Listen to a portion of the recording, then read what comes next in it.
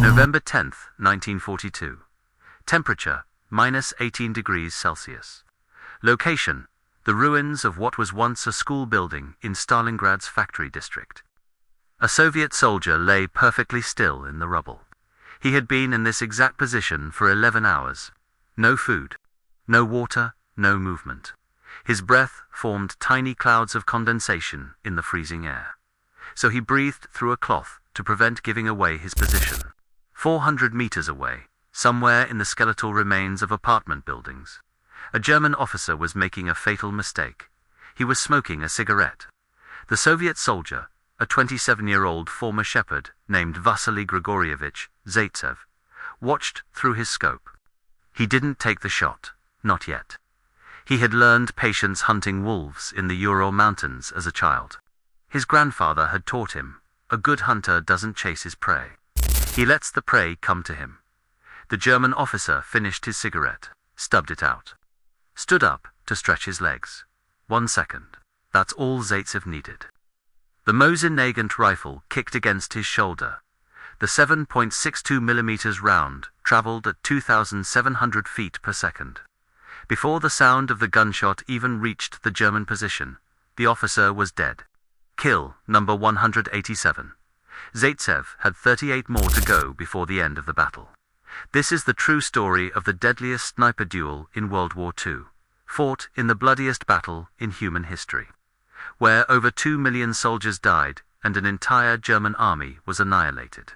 Everything you're about to hear is historically documented. No fiction, no Hollywood drama. Just the raw, brutal reality of Stalingrad. And before we dive in, if you want to see more deep dive history content like this, consider subscribing. But first, let me take you back to where this story really begins. Vasily Zaitsev was born on March 23, 1915, in Yeleninskoye, a small village in the Ural Mountains. This wasn't a place that produced soldiers. It was a place that produced hunters. His grandfather was a hunter. His father was a hunter. By the time Vasily was 5 years old, he was already learning to track animals through the Siberian wilderness. At age 12, his grandfather gave him his first rifle and taught him the most important lesson of his life: 1 bullet, 1 kill. We don't have ammunition to waste. In the Urals, you didn't hunt for sport. You hunted to survive.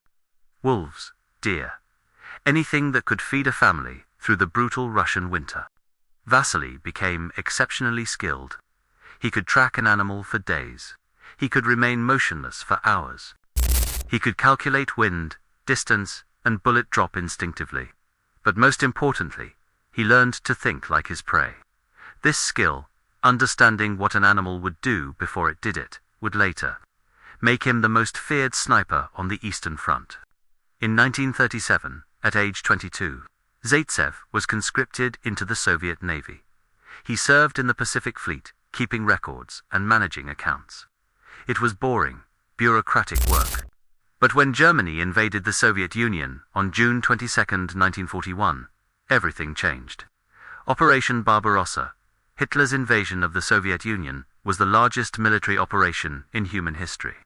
3.8 million Axis troops, 3,350 tanks, 2,770 aircraft. They swept across the Soviet border like a tidal wave of steel and fire. The initial German advance was catastrophic for the Soviets. Within 6 months, Germany had captured 3 million Soviet prisoners, destroyed thousands of tanks and aircraft, and stood at the gates of Moscow. But they hadn't captured Moscow. And they hadn't broken Soviet resistance. By summer 1942, Hitler's attention turned south, toward the city that bore Stalin's name, Stalingrad.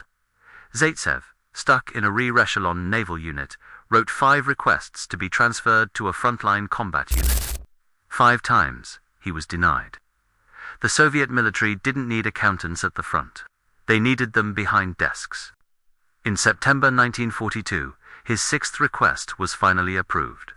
He was transferred to the 1047th Rifle Regiment, 284th Rifle Division. His destination? He had no idea he was volunteering to enter hell on earth. To understand what Zaitsev walked into, you need to understand what Stalingrad had become by September 1942. The city stretched for 30 miles along the western bank of the Volga River. Before the war, it had been an industrial powerhouse. Tractor factories, artillery plants, metalworks, a population of 400,000 civilians. On August 23, 1942, the Luftwaffe, Germany's air force, launched one of the most devastating aerial bombardments in history. Over 1,000 aircraft dropped incendiary bombs on the city for 2 consecutive days. The result was an inferno. Wooden buildings ignited like matchsticks. Oil storage tanks exploded, sending rivers of burning fuel through the streets. The Volga River itself caught fire from floating oil. Temperatures in the center of the firestorm exceeded 1,000 degrees Celsius. 40,000 civilians died in the first 2 days. By the time Zaitsev's regiment was ferried across the Volga River on September 22nd, Stalingrad no longer resembled a city. It looked like the surface of the moon. Entire districts had been reduced to ash. Buildings stood as hollow shells, their walls pockmarked with bullet holes and shrapnel. Rubble filled the streets to a depth of several feet. The Germans called it Rettenkrieg, rat war. Combat was fought building by building, room by room, sometimes hand-to-hand in pitch-black basements. A German soldier wrote in his diary, "We have fought for 15 days for a single house. The front is a corridor between burned-out rooms. From story to story, faces black with sweat, we bombard each other with grenades in the middle of explosions, clouds of dust and smoke." Average life expectancy for a Soviet soldier arriving in Stalingrad, 24 hours. Zaitsev and his regiment landed at night under heavy German artillery fire. Boats were being hit and sunk as they crossed. Men drowned in the freezing water, weighed down by their equipment. Those who made it to shore scrambled up the riverbank into the ruins. His first order, defend the Volga embankment at all costs. For 3 days, Zaitsev fought as a regular rifleman. He killed German soldiers at close range. He watched friends die beside him. He survived artillery barrages that pulverized entire buildings. But something was happening in his mind. The shepherd was returning. He was starting to see the battlefield, not as chaos, but as a hunting ground. On his 4th day in Stalingrad, October 10, 1942, Zaitsev's commanding officer noticed something unusual. While most soldiers were firing their rifles frantically at anything that moved, Zaitsev was firing carefully, precisely. 1 shot, 1 kill. The officer asked Zaitsev if he'd done any shooting before the war. "Yes, sir. I'm a hunter." That conversation changed everything. Soviet command had a problem. German snipers were terrorizing their troops. Officers couldn't move without being shot. Soldiers were afraid to lift their heads above cover. The psychological impact was devastating. The solution: create Soviet sniper teams. Zaitsev was issued a Mosin-Nagant rifle with a PE4X scope. It wasn't fancy. It wasn't high-tech, but in the hands of a skilled shooter, it was lethal out to 800 meters. On October 10, 1942, Zaitsev went hunting for the first time in Stalingrad. His tactics were simple, but brutally effective. First, positioning. He studied German behavior patterns. Where did officers congregate? What time did soldiers emerge to eat? Where were the latrines? Human behavior is predictable. Soldiers needed to eat, sleep, and relieve themselves. Those routines created opportunities. Second, camouflage. Zaitsev would spend hours building hides in the rubble. He'd use burned brick, twisted metal, anything that made him invisible. He'd create multiple firing positions and rotate between them. German counter-snipers couldn't track him. Third, patience. Sometimes he'd wait 8, 10, 12 hours for a single shot. He'd piss himself rather than move and give away his position. In the Urals, he'd waited 3 days for a wolf. In Stalingrad, waiting a day for a German officer seemed reasonable. Fourth, target selection.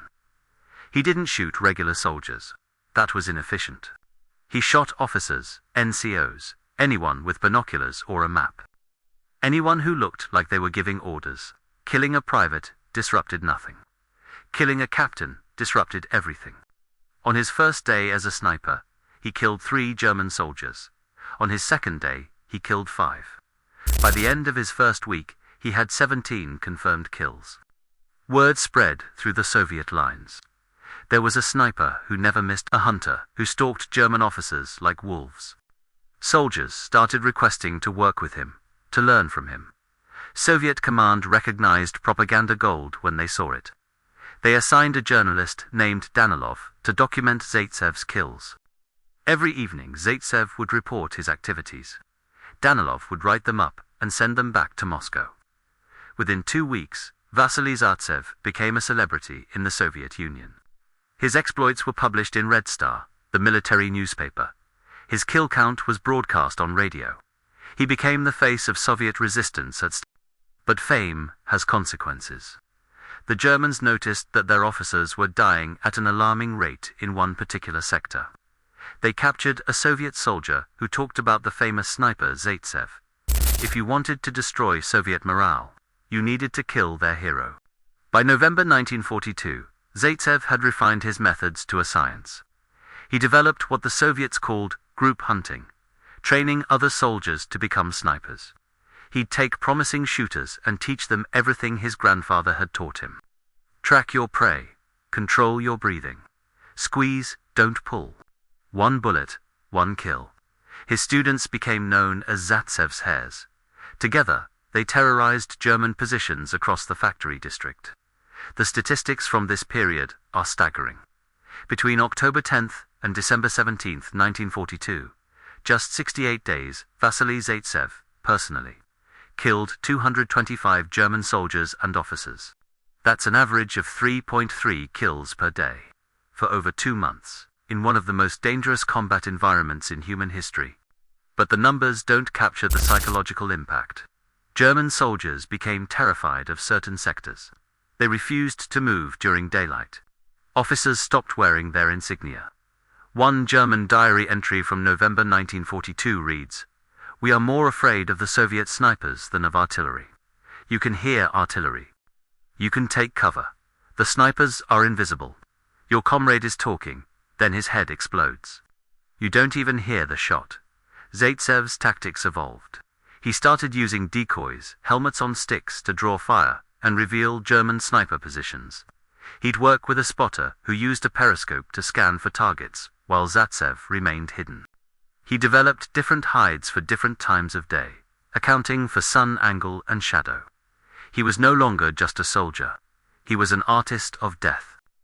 The most remarkable aspect of Zaitsev's record isn't the number of kills, it's that they were all confirmed. Soviet doctrine required 2 witnesses to every sniper kill. Zaitsev's spotter or other nearby soldiers had to verify each death. These weren't estimates or guesses. These were documented, witnessed kills. Among his 225 confirmed kills, 11 were enemy snipers. And one of those 11 would become legendary. According to Zaitsev's memoir, Notes of a Russian Sniper, in early November 1942, German command deployed their best sniper to Stalingrad with one mission: kill Vasily Zaitsev. The sniper's name, according to Zaitsev, was Major Erwin Kig, the director of the Wehrmacht sniper school at Zol. Historical debate exists about whether Koenig actually existed. German military records don't contain anyone by that name at the sniper school. Some historians believe Koenig was Soviet propaganda. Others believe the name was changed or misremembered. But what's not disputed is this: Zaitsev did fight a prolonged duel with an exceptionally skilled German sniper in November 1942. Whether his name was Kiger or something else, the duel happened. Here's how Zaitsev described it in his memoir.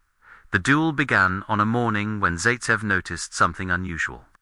2 Soviet soldiers, both snipers he'd trained, had been killed in his sector within hours of each other. Both had been shot through the head at extreme range. Both had been hidden in positions Zaitsev had recommended. This wasn't luck, this was skill. Zaitsev realized he was being hunted. For 3 days, neither man fired a shot. They were trying to locate each other. Zaitsev would set up decoys. The German wouldn't take the bait. The German would try to draw Zaitsev into exposing himself. Zaitsev wouldn't move. Both men understood they were facing an equal. The breakthrough came on the fourth day. Zaitsev's spotter Nikolai Kulikov noticed something at dawn. There was a brief glint of light from a piece of metal sheeting near a destroyed tank, 400 meters away. It could have been nothing, or it could have been scope reflection. Zaitsev and Kulikov spent the entire day watching that position. No movement, no sound. Just like Zaitsev would have done. At sunset, Zaitsev tried something risky. He raised a helmet on a stick at an angle, as if someone was carelessly looking over cover. Nothing happened. The German was too experienced to fall for such an obvious trick. But in not taking the bait, the German had confirmed something. He was there, and he was watching. On the fifth day, Zaitsev tried a different approach. He and Kulikov spent the night constructing a hide in a different location, one with a clear view of the metal sheeting. At dawn, they were in position. For hours, nothing happened.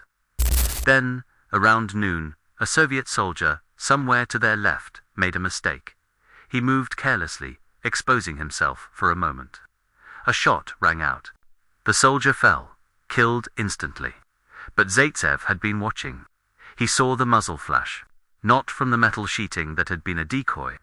The German was positioned 30 meters to the right. Under a sheet of corrugated iron, Zaitsev now knew where his enemy was. But he couldn't see him. The German's hide was too well constructed, so Zaitsev waited. Hours passed. The sun moved across the sky, changing the angle of light and shadow. Then, in late afternoon, it happened. The sun was low on the horizon, and for just a moment, it illuminated something under that sheet of corrugated iron. The lens of a rifle scope. Zaitsev took the shot. According to his memoir, when he and Kulikov checked the position the next day, they found a dead German sniper with a scope rifle. Zaitsev took the scope as a trophy. Whether this sniper was Major Kinnig or someone else, Zaitsev had won the duel. But the victory came at a cost. 2 of his students had died, and Zaitsev had learned that no matter how skilled you were, there was always someone equally skilled trying to kill you. On January 22, 1943, Vasily Zaitsev's war came to an abrupt end. He was observing German positions through a trench periscope when an artillery shell struck nearby. The explosion was close enough that shrapnel struck the periscope, shattering it. Glass and metal fragments hit Zaitsev in the eyes. He was evacuated across the Volga River, then flown to Moscow for emergency surgery. For weeks, doctors weren't sure if he would regain his vision. Professor Vladimir Filatovi, one of the Soviet Union's best ophthalmologists, performed multiple surgeries. Slowly, over months of recovery, Zaitsev's vision partially returned. He could see, but not well enough for sniper work. He would never look through a scope again. By the time Zaitsev recovered enough to return to duty, the Battle of Stalingrad was over. The German 6th Army, once 270,000 men strong, had surrendered on February 2, 1943. Only 91,000 Germans were captured alive. The rest had died of combat, starvation, disease, or cold. Of those 91,000 captured, only 6,000 would eventually return to Germany. The rest died in Soviet prisoner of war camps.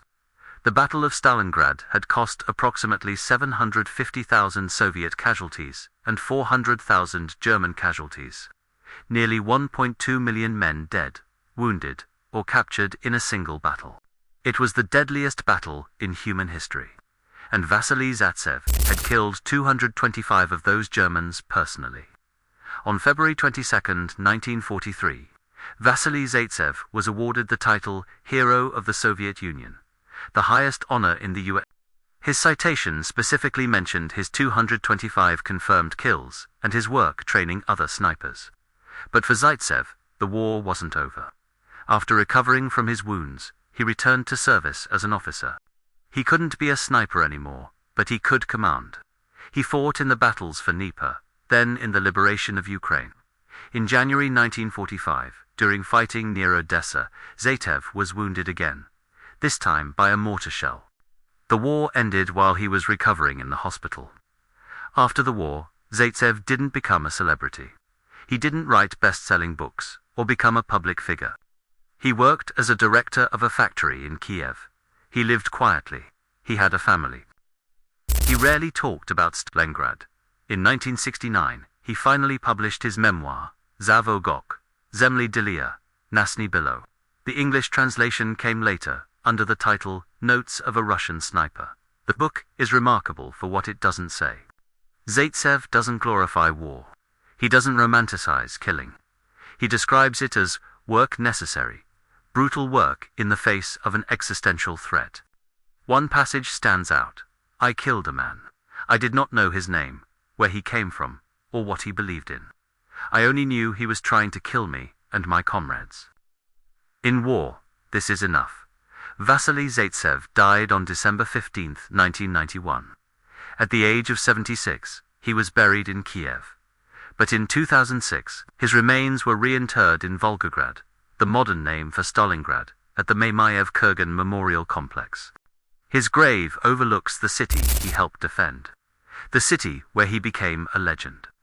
Today, the Mosin-Nagant rifle he used during the Battle of Stalingrad is displayed at the Volgograd Museum of Defense. His scope, taken from the German sniper he defeated, is displayed alongside it. The Battle of Stalingrad was the turning point of World War II on the Eastern Front. After Stalingrad, Germany never regained the strategic initiative. The myth of Wehrmacht invincibility was shattered. The Red Army began the long, bloody march to Berlin. But battles aren't won by statistics and strategy alone. They're won by individual soldiers making individual choices in moments of terror and chaos. Vasily Zaitsev was one of those soldiers. A shepherd from the Urals who became one of history's most effective combat snipers. A man who killed 225 enemy soldiers in 68 days. A hunter who turned the ruins of Stalingrad into his hunting ground. His story reminds us that behind every statistic, every casualty number, every kill count, were real people. Young men who should have been farming, or studying, or raising families. Instead, they were hunting each other through frozen ruins in the deadliest battle in human history. Zaitsev survived. 225 Germans didn't. 1.2 million soldiers from both sides didn't. That's the reality of Stalingrad. Not glory, not heroism, just survival.